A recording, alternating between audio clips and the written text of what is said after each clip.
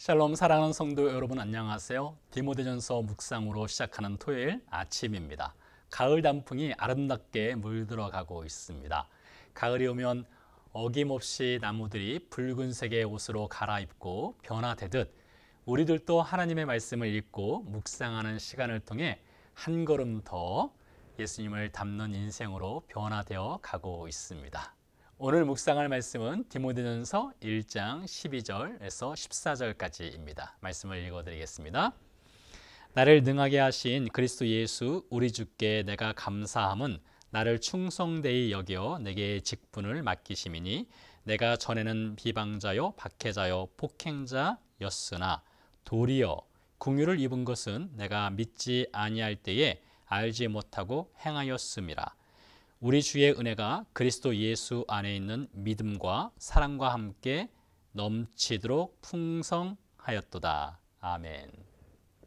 사도행전의 기록자인 누가는 바울의 선교와 교회 개척 기록 중 에베소 사역을 가장 자세하게 그리고 가장 길게 기록하였습니다.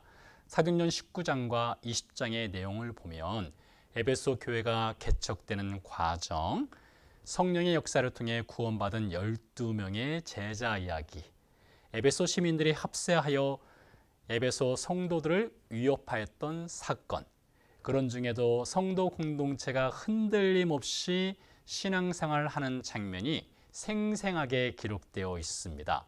하지만 채 10년도 지나지 않아서 바울이 전하였던 그 순전한 복음은 온데간데 없고 거짓된 복음이 들어와서 에베소 교회를 해치고 있었습니다.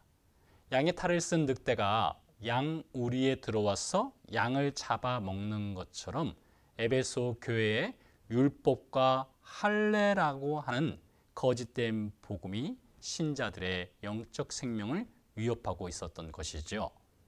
그래서 바울은 믿음의 아들 디모데를 에베소로 파송하였습니다. 교회를 복음으로 다시 일으켜 세우도록 하였습니다. 하지만 마음을 놓을 수 없고 긴장을 풀 수 없기에 바울은 편지를 통해 복음을 다시 한번 전하고 있습니다. 여러분, 에베소 교회 신자들은 교회 담임 목회자였던 바울을 아주 잘 알고 있습니다. 사도행전 20장에 보면 바울이 에베소 교회를 어떠한 자세로 섬겼는지 알려주는 말씀이 있습니다. 바울은 복음을 거리낌 없이 전하였습니다. 하나님의 뜻을 전하였습니다. 3년이나 밤낮 쉬지 않고 눈물로 각 사람을 하나님의 말씀으로 가르쳤습니다. 바울은 사사로운 이익을 탐하지 않았습니다. 오직 천하보다 귀한 한 생명을 위해 복음을 전하였습니다. 이러한 바울의 헌신과 섬김과 사랑을 에베소의 성도들이 받았습니다. 그러나 무엇보다 에베소 교회 성도들의 기억 속에 있는 바울은 그를 구원하신 하나님의 위대하신 은혜와 사랑에 대한 증언입니다. 오늘 본문 12절에서 바울이 말합니다. 바울이 사도로, 목회자로, 그리고 선교사로 직분을 받은 것은 그가 어떤 충분한 자격이 있어서가 아님을 증언합니다. 13절에서 바울은 하나님의 은혜로 예수 그리스도의 복음을 받기 이전에 자신을 소개합니다. 빌립보서 3장을 빌려서 말하자면 바울은 왕족인 베냐민 지파의 후손입니다. 히브리인 중에 히브리인입니다. 율법으로는 바리새인입니다.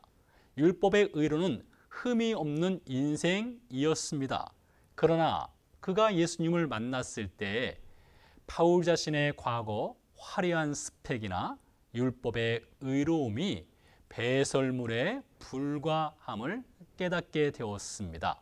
그 어떤 스펙도 바울을 하나님의 은혜 안으로 들어가게 할 수는 없었습니다. 오직 예수님만이 구원의 은혜 안으로 들어갈 수 있도록 하는 생명의 길이었습니다. 그래서 오늘 본문 12절에서 바울은 자격 없는 자신이 예수님의 은혜로 교회를 섬기는 직분자가 되었음을 감사하고 있습니다.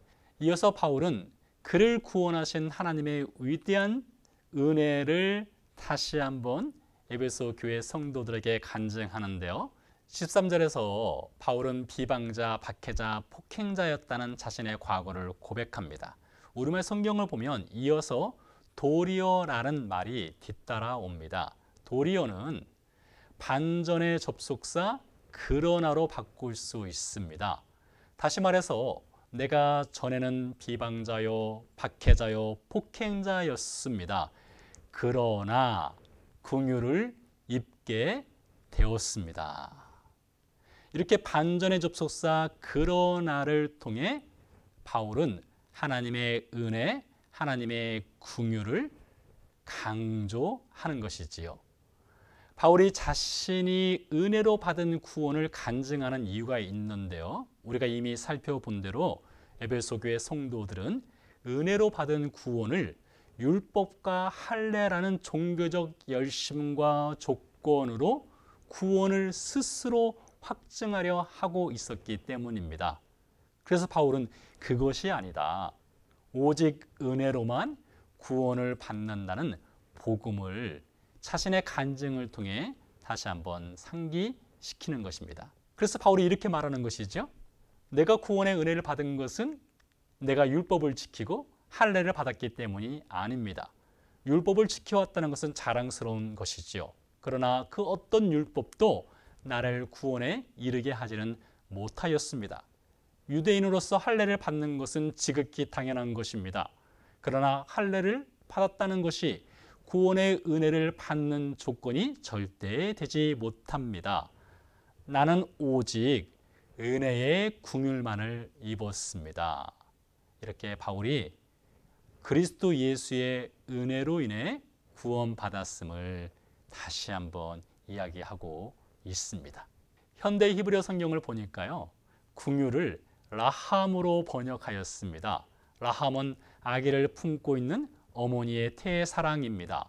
하나님은 마치 임신 중인 어머니가 태아를 사랑하듯 비방자, 폭행자, 박해자인 바울을 무조건적으로 사랑하셨습니다. 여러분, 이 세상에 그 누구도 스스로 선택하여 태어난 사람이 없지요. 그 누구도 부모나 삶의 환경을 스스로 선택할 수가 없습니다. 절대적으로 사람은 수동적으로 태어남을 받는 것입니다. 그처럼 바울 스스로 하나님의 은혜를 받은 것이 아니지요. 그가 율법을 지켜서 하나님의 은혜를 받은 것도 할례를 행하여서 하나님의 긍휼을 받은 것이 아니지요. 어머니의 태의 사랑으로 하나님이 바울을 품어 주셨던 것입니다. 바울은 하나님의 은혜로만 새롭게 태어남을 입은 것입니다. 그런 의미에서 볼 때요, 예수님의 십자가는 아이를 잉태하는 태와 같은 것입니다. 간혹 산모가 출산의 상고 중에 자신과 태아 중 한 생명만을 살릴 수 있다면 주저하지 않고 자신은 죽고 태아를 살리는 선택을 하는 경우가 있습니다. 예수님이 자발적으로 비방자, 박해자, 폭행자인 바울을 십자가의 태에 품어 주셨습니다. 예수님 자신의 긍휼의 죽음을 통해 바울을 출산하였습니다. 율법이나 할례가 할 수 없고 줄 수 없는 긍휼의 은혜가 예수님의 십자가에 있었습니다. 그래서 바울은 14절에서 구원의 은혜를 이렇게 찬양합니다. 우리 주의 은혜가 그리스도 예수 안에 있는 믿음과 사랑과 함께 넘치도록 풍성하였도다. 아멘. 기도하시겠습니다. 살아계신 아버지 하나님, 오직 그리스도 예수의 긍휼과 은혜로 우리를 구원하여 주시니 감사를 드립니다. 평생 주께서 허락하여 주신 이 긍휼의 은혜를 잊지 않고 붙잡고 살아가게 해 주시옵소서. 감사드리며 예수 그리스도 이름으로 기도드렸습니다. 아멘. 네, 감사합니다. 이어서 개인 기도로 돌아가시겠고요. 저는 다음 주에 다시 찾아뵙겠습니다. 안녕히 계세요.